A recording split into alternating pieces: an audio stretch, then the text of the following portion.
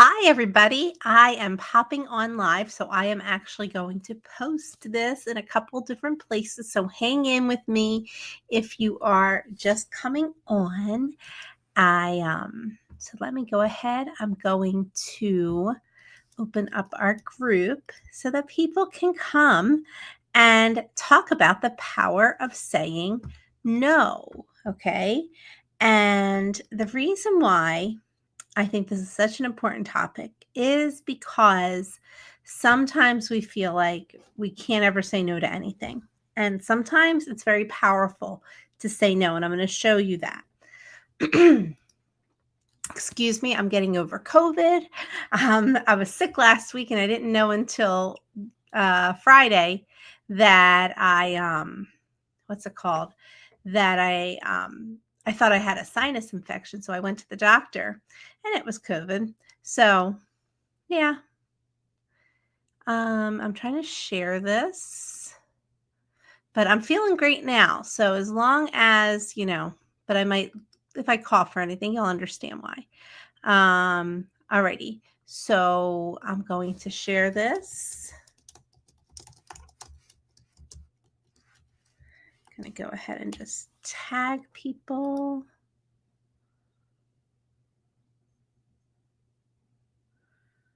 Alrighty. And then I'm going to actually just go to the next slide. So can you tell me if you had an extra hour each day, what would you do? Okay. What would you do if you had an extra hour each day?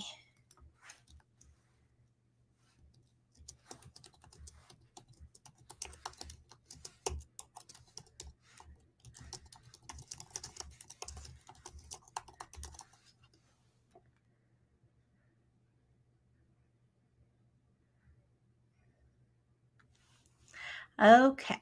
So now I have shared this, all the different places. Okay, great. I don't know if that was the right thing to do. Hold on. Make sure I did this right.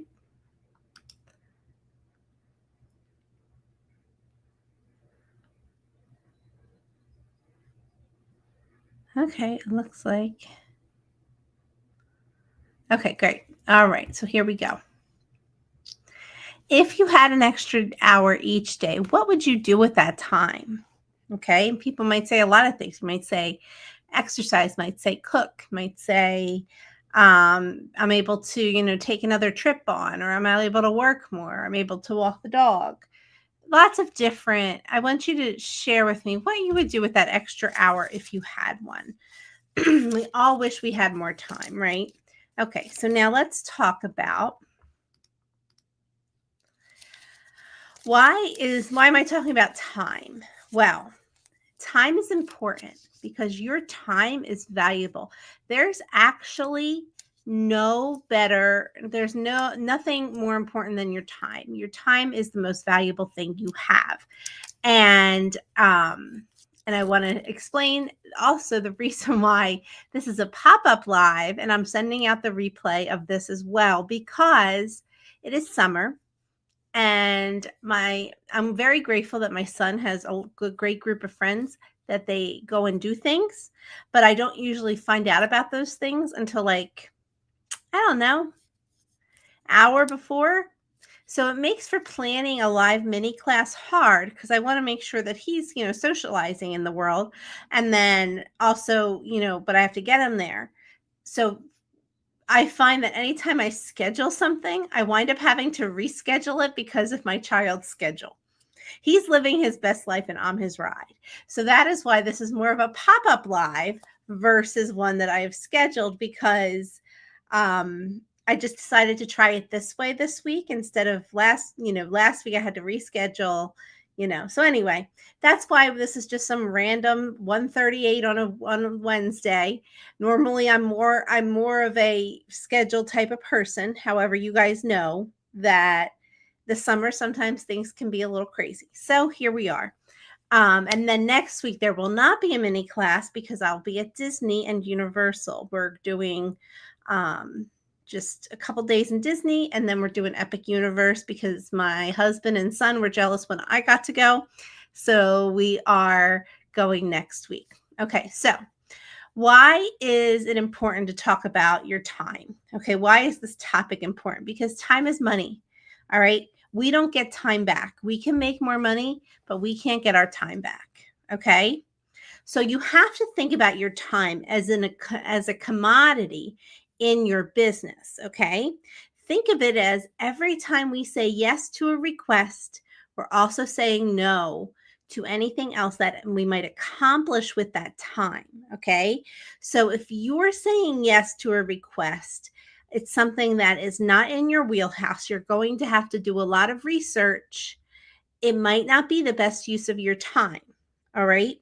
And this is really why I say you need to have a specialty. You have to know what you're selling inside and out because if you're not an expert, you are going to waste a lot of time spinning your wheels. So, but what happens if somebody asks you for something and it's not something that you want to book? Okay. And you don't want to be seen as rude or unhelpful. You don't want to disappoint them, or you value the relationship with the person asking. So you want to be able to help them. And also, you're trying to grow a business. So obviously, you don't want to say no to something that can bring you a booking or commission. But the thing is, how much time are you going to put into that request versus something that you know really, really well? Okay. And that's where you really have to be able to say, you know, I am not the best advisor for you. And I have done this because I find that if I'm outside my depth, I will refer them somewhere else.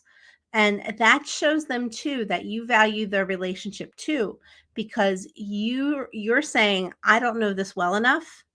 And I am going to refer you to someone who can serve you better. Perfect example of this. I just actually my best friend from college and her whole family, they went to Hawaii, and they were staying you know and they wanted to do Aulani, which I know, I've stayed there, but I am not, but they wanted to do other islands too, and I have not been to any of the other islands. And so I was very direct with her, and I said, I would love to help you guys, but I am not the best person for this. However, my colleague is a Hawaiian specialist. She went to all the islands. She went and did their specialist program. Okay, she is far more positioned to help them than I am, and they had a great trip. I think they had some flight issues, but don't we all at this day and age? But it's not going to disappoint them if they still have a great trip, and it's outside your comfort zone. Okay? So just keep that in mind. Now, I am somebody with 11 years experience, so I know when to say this is outside of what I know. You might be brand new, and you might have to experiment to see what works for you as far as specialties or ideal client. And so this is where you have to judge. Okay. Is this something that is repeatable? Like, so for example, if you're getting a lot of Hawaii requests, say you live on the West Coast or, Alaska, like if you're on a lot of times where you're located, it influences how many people, like it influences what you can book. Okay. Or what people are requesting. Like I'm on the East Coast. Disney World is like, so many of the requests are that because it's East Coast. It's a 2-hour flight. It's simple. I don't get very many requests for Hawaii, which is why I didn't go and do the specialist program because I don't get that many. And again, and also I'm in a point in my life where at this time, going and flying to Hawaii, doing all the site inspections, FAMs, I don't have that time.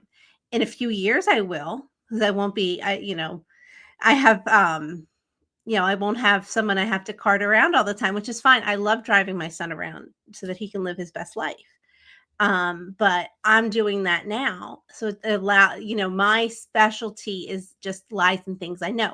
If you were just getting started, this is a little trickier because you have to see what people are requesting and see what works.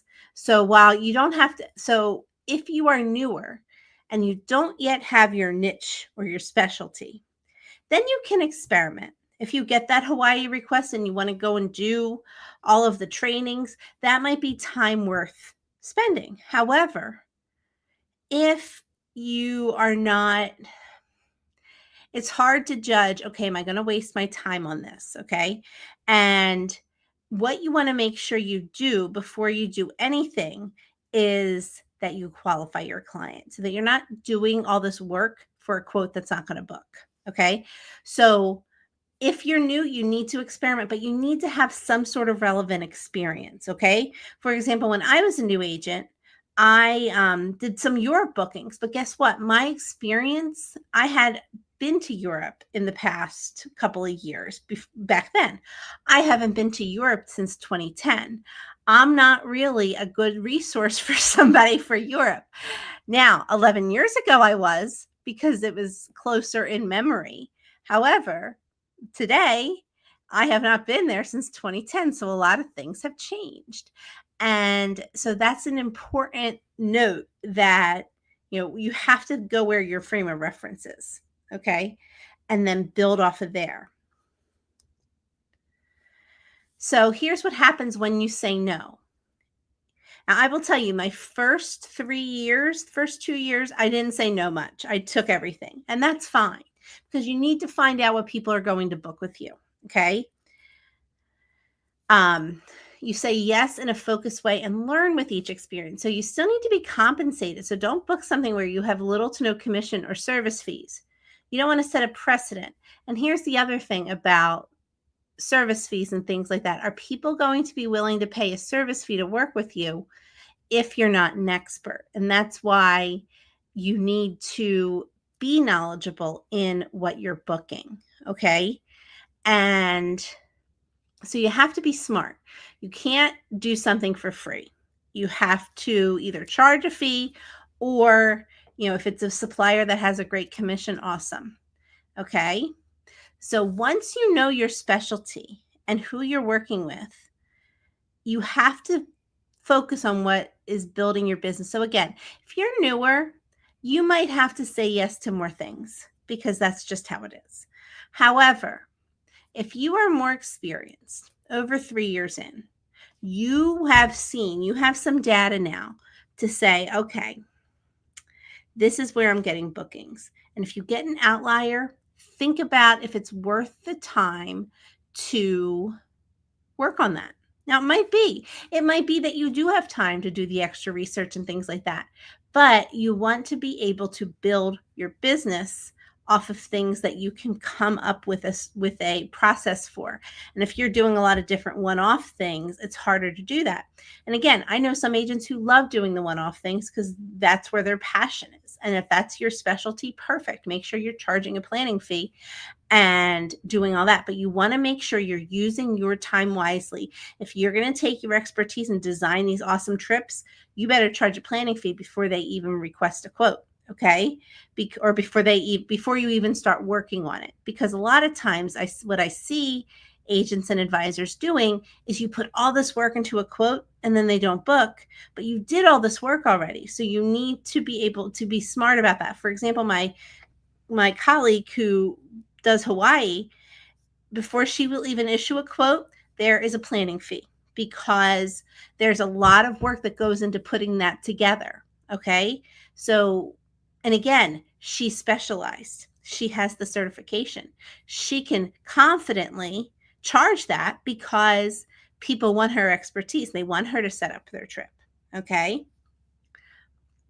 So be smart about that.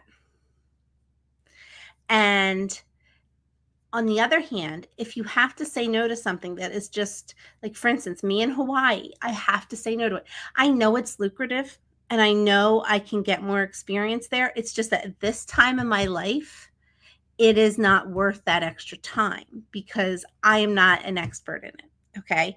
And being able to recognize that and saying, and also on the subject of Hawaii, this was a couple years ago. I had an Aulani client. They were staying in Aulani their whole trip, but they wanted to do different things. Like they wanted to do like a helicopter, one of the other islands, things that, again, out of my depth. So I pulled in my colleague who is a Hawaii specialist, and I explained to the and we set up how to, split the commission or whatever. And I told my clients, I am outside my depth, so I'm bringing in somebody who's an expert. That client was so impressed with that professionalism of saying, of being able to say, this is outside my depth. Let me bring in somebody else who can help us more. Okay. Because I was spending so much time and energy. I was putting so much time and energy into something that was that just didn't work, or that's things I didn't know, and I didn't want, you don't want to mess up for your clients. So that's why I said we're bringing in somebody else who can help us, and that really sat with that client. And they're multiple, like they're multiple booking clients, like all the time. But it was it really stuck with her that I was able to say, you know what, this is not in my zone. Let's bring in somebody who is, because I was spending so much time. I didn't tell my clients this, but I was spending so much time researching and wondering, well, is this the right thing? Is this the right thing? I was doing so much in that time wasting that I realized it was more valuable to the clients and for me to bring in somebody who knew more. Okay. So let's take another example. I was talking about Hawaii, but let's talk about an FIT to Brazil. Think of all the hours that takes, okay? If you're taking 40 hours to research, to quote, to requote, okay? That's time that can bring you the majority of your business. So like, can I book that? Yes, I can. But in those hours, I can do so much more with where my specialties are, because I have a system. I have a process. I know these places inside and out. So it's easier to quote it versus Brazil, where I have to research every single thing because I've never been to Brazil. Okay. So taking what you know and specializing helps you in so many ways because it makes you more intentional. Okay. Now, some people specialize in FITs, and that's awesome because they're experts at putting those things together. They don't do what I do. They don't do Disney bookings. Okay. It's not what they do. They do the FITs, and that's fine. Everybody has their own way. Now, I looked at my first 5 years as being an advisor, and this is number of bookings. All right. So years 1 and 2, I booked anything. I didn't say no to anything. All right. And then what happened was, okay, so I had that year 2, 60 bookings. Awesome. Then year 3, I started saying no. In year 3 because I realized I was wasting so much time on the things that I didn't know really well. So I took the specialty, and look what happened. I doubled. Okay. And this is what happens a lot of times between years 2 and 3 for advisors, is that you get going and then you get referrals in your specialty, and then you can keep it multiplies faster. And then of course it goes up year after year. Now it doesn't double as much because this is this first big jump, okay, is between years 2 and 3. All right. But my jump wasn't doubling because I then said, I'm only focusing on what I know. All right. So keep that in mind when you get requests and things like that. And again, years 1 and 2, you're probably going to do a lot of different things to see what people are booking and things like that. But once you hit year 3, I really want you to focus in on what's getting you the most bookings and do more of that. Start referring out to friends who specialize in the other things. And your clients appreciate it that you don't, that you're not just going to take, a booking because it's a booking. No, I want to be able to actually be of service. So it helps them more, and it helps you not waste your time. Okay. So keep that in mind. Have a wonderful weekend. I will post in a replay of a video next week since I'll be away, but have a great, great summer. I'll see you in a couple weeks. Okay. I'll be back live in a couple weeks. And again, it might be like this where I just pop in because my son is living his best life and I'm his ride. So, that's how the summer's going. All right. Bye bye.